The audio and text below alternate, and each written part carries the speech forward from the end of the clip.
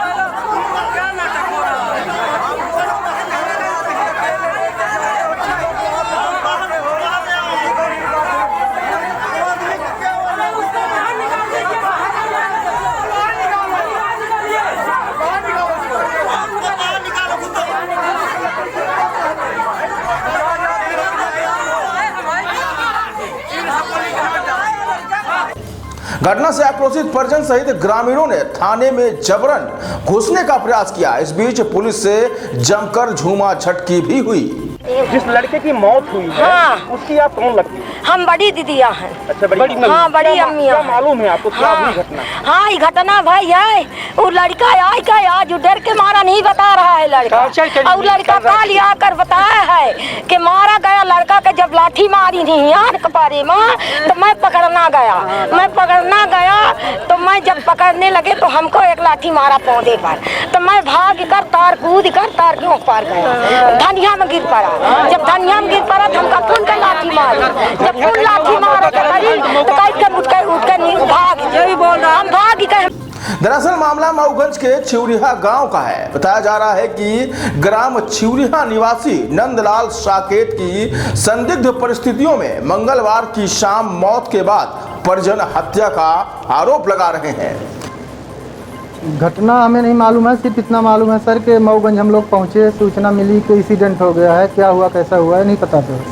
वहाँ पहुँचा तो जो है तो वहाँ पट्टी वट्टी करके रखे थे, तो वहाँ से लेकर हम लोग आए, यहाँ रीवा रेफर कर दिए थे तो यहाँ लेकर चले आए। किसने बताई आपको सूचना दी? गांव में सूचना आई किसी के पास, तो लोग हल्ला हुआ, तब हम लोग आए। पूरा गांव ही आया, 2-4-6 लोग यहाँ आए और लोग फिर चले गए घर और हम लोग रुके। यही कि जो है तो वहाँ एक्सीडेंट वगैरह हो गया है। कहाँ पे? शिव ढाबा के पास कहीं। कितने बजे? और करीब हम लोगों को 7 बजे मालूम हुआ था। बताया जा रहा है कि नंदलाल मंगलवार को अपने साथी सुनील के साथ बाइक से रीवा गया हुआ था, जहां देर शाम सुनील अकेले ही नंदलाल के घर पहुंचा और ढाबा संचालक द्वारा मारपीट करने की जानकारी दी। क्या नाम है आपका? हमारा नंदलाल साकेत। ये क्या घटना हुई? घटना में हम वहाँ नहीं थे प्रदर्शन। जी, क्या मालूम हुआ आपको? हमको मालूम है हॉस्पिटल से। हम हॉस्पिटल में अपनी बहू को ले आए थे।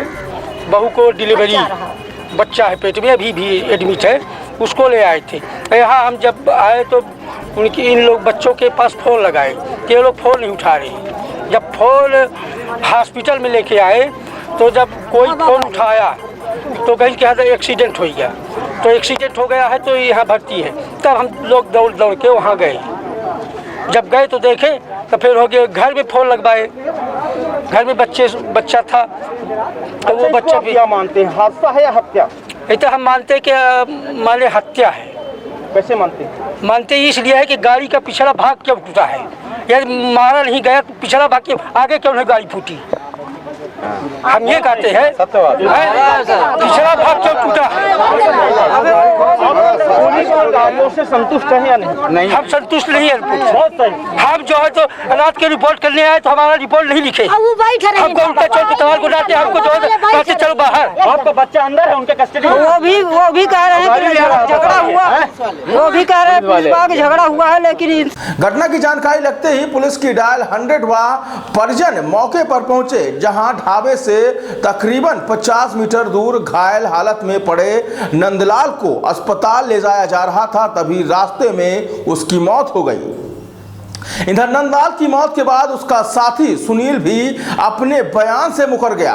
हालांकि मामले में पुलिस ने सुनील और ढाबा संचालक दोनों को ही पूछताछ के लिए थाने ले गई। इधर नंदलाल के परिजनों ने थाने पहुंचकर हंगामा करना शुरू कर दिया। आक्रोशित लोग दोनों ही संदिग्धों को थाने के बाहर निकालने की मांग पर अड़ गए। इस दौरान उन्होंने थाने के अंदर जबरन घुसकर संदिग्धों को बाहर निकालने का भी प्रयास किया है। हालांकि पुलिस ने आक्रोशित लोगों को थाने से बाहर निकाल दिया और उन्हें समझाइश देने का प्रयास कर रही है। इधर परिजन नंदलाल की मौत पर हत्या का मामला दर्ज करने की मांग कर रहे हैं और पीएम कराने से इनकार कर दिया है। हालांकि अभी यह स्पष्ट नहीं हो पाया है कि नंदलाल की मौत कैसे और किन परिस्थितियों में हुई है। फिलहाल पुलिस मामले की पड़ताल कर रही है।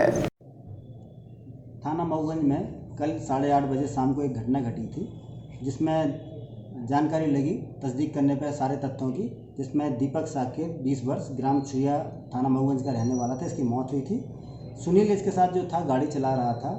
कल ये रीवा अस्पताल आए थे किसी काम से। इनको यहाँ पर इनके जीजा जी मिले थे। जीजा जी के साथ ये गंगेऊ वापस गए। वहाँ बैठ के इन्होंने कुछ खाना पीना खाया और जानकारी लग रही कि वहाँ शराब भी पी, जिस तरह से सुनील ने बताया है। उसके बाद जीजा जी इसके बाहर चले गए।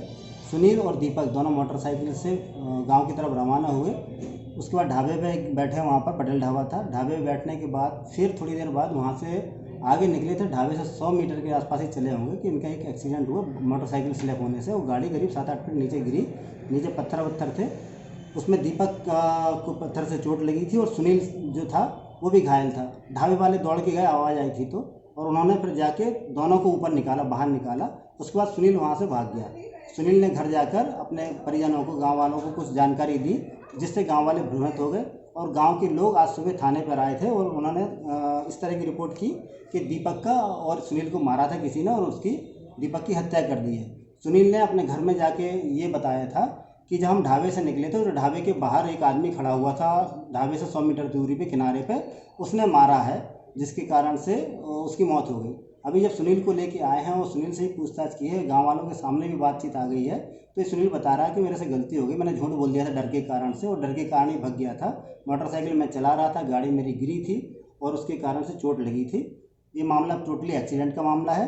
इसमें सब तरह की तस्दीक कर ली गई है पुलिस के द्वारा और वैधानिक कार्रवाई की जा रही है।